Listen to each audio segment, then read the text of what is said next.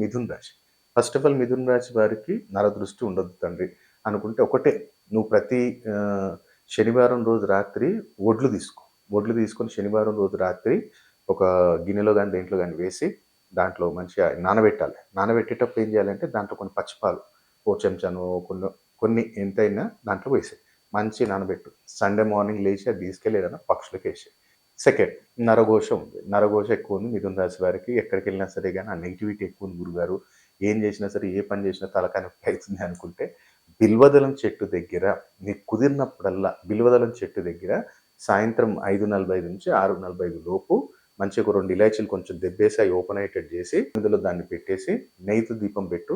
నువ్వు ఇష్టంగా తినేది ఏదైనా తీపి పదార్థం అక్కడ సమర్పించు. ఎవరైతే మిథున రాశి వారు నరఘోష ఉండొద్దు అనుకున్నవారు బిల్వదళం చెట్టు దగ్గర మనం ఈ పరిహారం చేసినట్టయితే టెంపుల్ అయినా, బయటైనా, ఎక్కడైనా పర్లేదు. అలాగే మిథున రాశి వారు ఎవరైతే శత్రువు అనేది ఉండకూడదు, వాడు మంచి నాతోటి బాగుండాలి, రిలేషన్ బాగుండాలి అన్నప్పుడు నువ్వు చేయాల్సింది ఏంటి అంటే, రావి చెట్టు దగ్గర పచ్చి పాలలో కొంచెం బెల్లం వేసి సాటర్డే నీకు మార్నింగ్ కుదిరితే ఏ కొంచెం ఎర్లీగా చేసుకుంటే మంచిది, అది నీ చాయిస్. సో అక్కడికెళ్ళి మంచి పాలు అక్కడ సమర్పించేసి మంచిగా కోరుకో.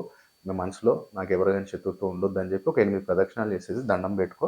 ఎవరైనా నిన్ను ఇబ్బంది పెడుతున్నారంటే వాళ్ళ మనసు మారుస్తండి అని చెప్పి వాళ్ళ పేరు ఒక 3 సార్లు అక్కడ తలుచుకో. వాళ్ళు మారాలి, వాళ్ళు నాతో శత్రుత్వం వెళ్ళిపోవాలి, నాతో మిత్రులుగా ఉండాలి, నాకు అనుకూలంగా ఉండాలి అని చెప్పి కోరుకొని దండం పెట్టుకొని వెనక్కి తిరిగి చూడుకొని వెళ్ళిపో. అంటే ఇది ఎప్పుడు గాని పరిహారం చేయాల్సింది ఎప్పుడు అంటే, మనం ఏదైనా టెంపుల్‌కెళ్ళాం. ఆ టెంపుల్‌కెళ్ళి లోపల అంత ప్రదక్షిణ అయిపోయింది, దర్శనం అయిపోయింది.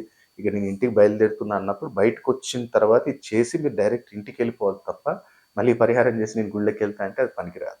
కాబట్టి లాస్ట్‌లో చేయండి, ఎండింగ్‌లో టెంపుల్‌కెళ్ళి అంతా అయిపోయిన తర్వాత ఇంటికెళ్తున్నా అన్నప్పుడు అప్పుడు రావి చెట్టు దగ్గరికెళ్ళి పరిహారం చేసినట్టయితే ఎవరైతే మిథున రాశి వారు ఉన్నారో వాళ్ళకి శత్రువులు అనేది ఉండరు. వాళ్ళు అనుకూలంగా మనకు మారి మన మిత్రుల్లాగా ఉంటారు. కాబట్టి చిన్న పరిహారం చేసి మిథున రాశి వారు 2026లో అదృష్టవంతులు మారాలని కోరుకుంటున్నాను.